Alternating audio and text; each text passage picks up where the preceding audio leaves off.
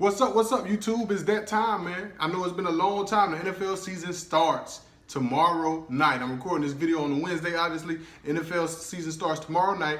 The Tampa Bay Buccaneers, Super Bowl champion Buccaneers, against the most popular team in the NFL, the Dallas Cowboys. Now, before I dive into my video, I just want to ask Bucs fans, man, how does it feel? How does it feel to be all over ESPN, all over Fox Sports 1, all over these nationally syndicated sports shows and people just talking about the Bucs over and over and over?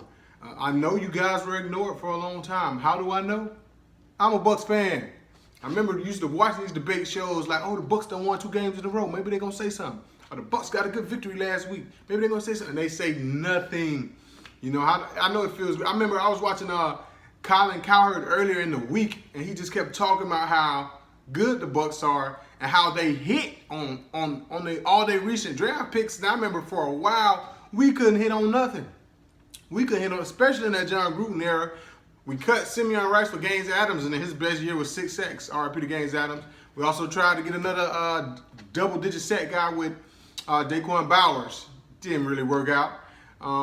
Had a couple misses in the early rounds, too, like second and third round on some offensive linemen that weren't really good. I remember specifically we were drafted a receiver also by the name of Dexter Jackson, like the Super Bowl MVP for the Bucs, the safety Dexter Jackson, and he just couldn't play in the league. From what I remember watching him thinking he was scared to get hit. On kickoff returns, on certain play, he was just getting out of the way too fast. He couldn't really make a play.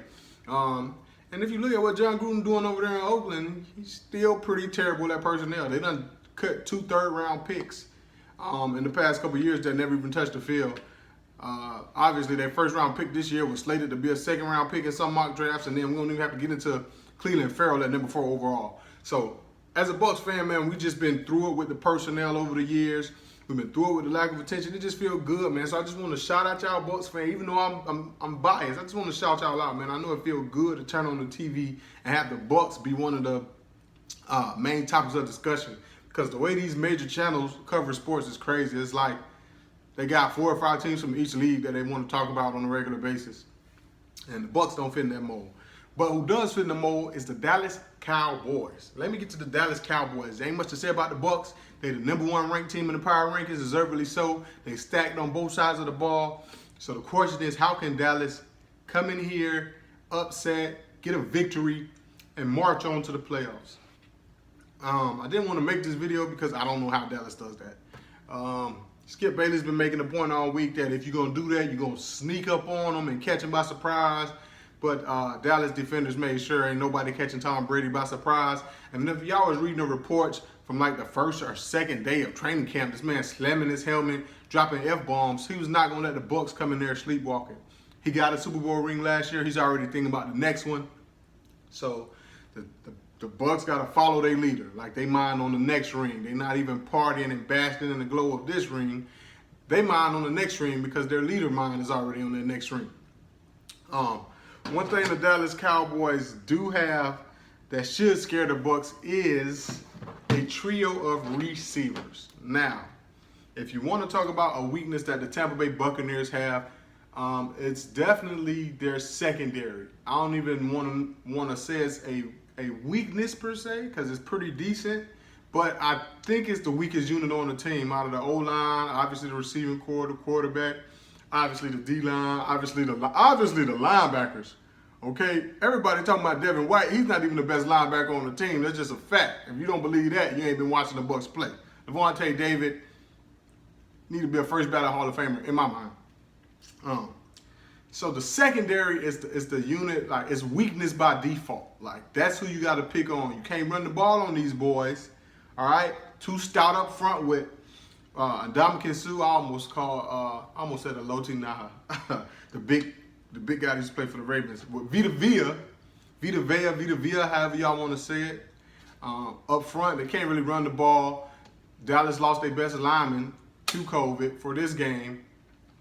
So I think they're going to have to try to pick on the secondary, and they go 3 deep at receiver. And the guy masquerading as their 3rd receiver right now, I believe, is CeeDee Lamb. I'm not sure they done put the notches in order and automatically done bumped Gallup down. I think CeeDee Lamb really got to solidify that and earn that. So CeeDee Lamb is operating as the 3rd receiver. and whoever you put on him, he probably gonna feast. He's probably gonna feast pretty good. The thing about the Bucs' young secondary is all of them are athletic. When this regime first came in, they said we need to be more athletic in the secondary. So you can pick on Jamel Dean, but he's 6 feet tall and he's a 4'3" physical cornerback. So he can be a good matchup at times based on his size and speed. A lot of the big 6'3", 6'4", 6'5" receivers, they aren't really that shifty. They're just physical. So if you get you a 6-foot cornerback with some weight on him, it's a pretty good matchup. And I think that's how the Bucs try to use him. A lot of people earlier in the season last year was like, why doesn't Jamel Dean start over Sean Murphy-Bunting? I think because Jamel Dean kind of brings what Carlton Davis brings, long physical corner. And ideally, Sean Murphy-Bunting brings a little more quicker feet, little better hip flexibility. So ideally, he matches up with a team's number 2. Your number 1 is generally a big, strong guy who can run. Carlton Davis will take him. Generally speaking, when you move to that number 2 receiver, he's more of a speed shifty guy.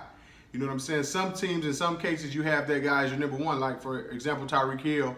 But for the most part, teams like to have a big, athletic guy as their number 1 who can beat double coverage with his size and his speed. And Carlton Davis and Jamel Dean, they're kind of built to guard those type of receivers. So I just feel like the Bucs defensively didn't want 2 big physical, sort of stiff hip. They both have good hips though. I'm just trying to separate them from Sean Murphy-Bunting on the field at the same time. When you got a guy like Sean Murphy-Bunting who's a little smaller, similar speed to Jamel Dean, but he can handle, ideally, he can handle the shiftier receivers better.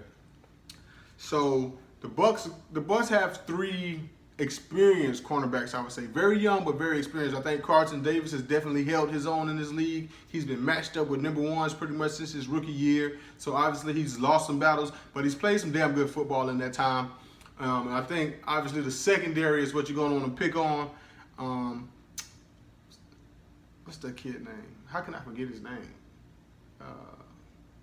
His daddy played safety that did the deuces to what's his kid name? Antoine Winfield. I don't know what I was. He's one of my favorite players. Antoine Winfield Jr.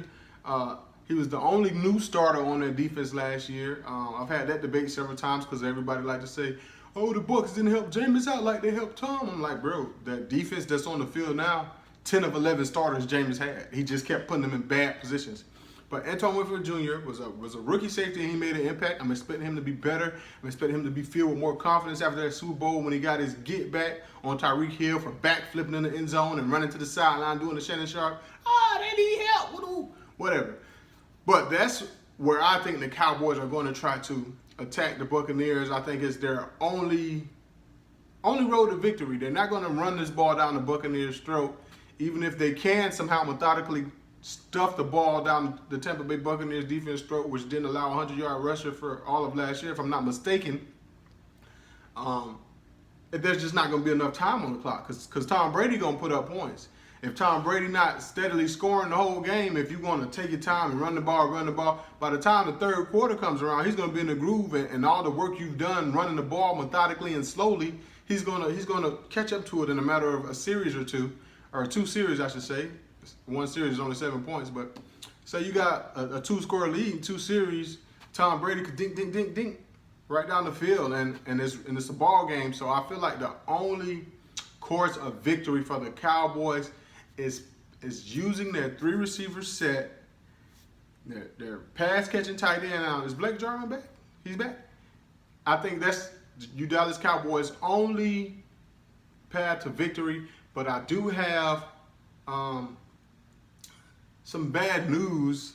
There could be more bad news other than facing the number 1 team in the power rankings your first week of the season when your quarterback has been out for nearly a year and didn't play at all in the preseason. The Bucs have a secret weapon now, man. You know all the great defenders they have or whatever. If you haven't been paying attention to the Bucs in the preseason, they have a secret weapon that's probably not going to be too much of a secret after this Thursday night game. And his name is Joe Tryon. This is a rookie linebacker. Think Shaq Barrett. He's a rusher. He's not really in coverage. He's a rush linebacker. And when they say jump off the screen, just watch the Bucs preseason game. This kid flashes. There was all type of hype about him coming out of camp, and you hear it every year about the rookie they draft. But when I cut on the first preseason game, this kid I think his get off is better than JPP and Shaq Barrett. JPP is a guy who was kind of too big to be that athletic, so he's just going to beat up on you. He has great size and great athleticism for that size, so his game isn't really predicated around pure speed. Shaq Barrett, he's pretty much good at everything. He's smaller than JPP, but he's pretty good at everything, which allows him to be one of the top sack getters in the league over the last couple of years. But this kid, Joe Tryon, I feel like he has a better get-off than both of those guys. That's saying a lot. You're talking about a defense that performed great last year, and they pressured the quarterback more than anybody in football. I'm telling you, this kid, Joe Tryon, has a better get-off than anybody on that Buccaneers D-line. I challenge you to go cut on some Buccaneers preseason game and just sit back and wait for his unit to come in. And he's one of those guys where the announcer say, you want to watch out for this guy because he does this, that, and that. And he just does it almost as soon as they're talking about him. That's the type of talent he has. The Bucs said they would have drafted him top 10 overall if they had a top 10 pick. That's where they would have picked him at. This guy is going to make some noise. They didn't run any sets in the preseason with JPP, Shaq Barrett, and him on the field, but you have to think that's coming. I have to think they already practiced that. I would be surprised if we don't see a game one, but it's definitely going to come later on in the season. So that's why I'm saying he's a secret weapon that's going to make the Cowboys' path to victory even worse, because probably planning for Shaq Barrett, probably planning for JPP, but what you're not planning for is them to slide JPP on the inside to that backup guard replacing Zach Martin and put this kid with fresh legs on the outside. There's no way Dallas, they've been bragging about Dallas offensive line for years. If the Bucs run that lineup out there, you can keep Sue or you can keep Vita Vea. They're both capable pass rushers and their strong suit. They're run stuffers. They're big, strong men. They make it ugly up front. But if you watch them, they both can move and they both have times where they're putting pressure on the quarterback. So you can leave Vita Vea or Sue out there. It doesn't really matter which one. But you get Shaq Barrett on one side. You put the rookie Joe Tryon on the other side. And you let JPP work in the middle because he's the biggest and strongest out of all of them. Out of all the end rushers. He's the biggest and strongest one. So that's just going to be tough for them Cowboys, man. Feel kind of bad like I made this video like I was going to give the Cowboys some new hope or a newfound way to win when the networks have been beating them up for weeks saying they have no shot. But realistically speaking, I saw this kid and I just felt like I should let the Dallas Cowboy fans know. There's a pretty good chance Micah Parsons won't be the best rookie linebacker on the field come Thursday night. I believe this kid, Joe Tryon, is going to make a splash. He had a sack in every single preseason game he played. The first sack he had, it was called back, but the league sent a memo to the Bucs saying it wasn't roughing the passer, it wasn't helmet, it was a good, clean sack. It was a good, clean sack. So if you look at that, he had a sack in every single preseason game he played. I think he forced a fumble. I mean, this guy's going to be all over the field as far as, this guy's going to be getting up the field. He ain't going to be all over the field. I think Michael Parsons might be all over the field. I'm not sure Dallas knows how to use him yet.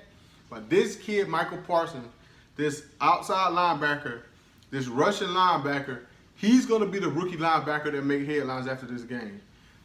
Yo, hit that subscribe button.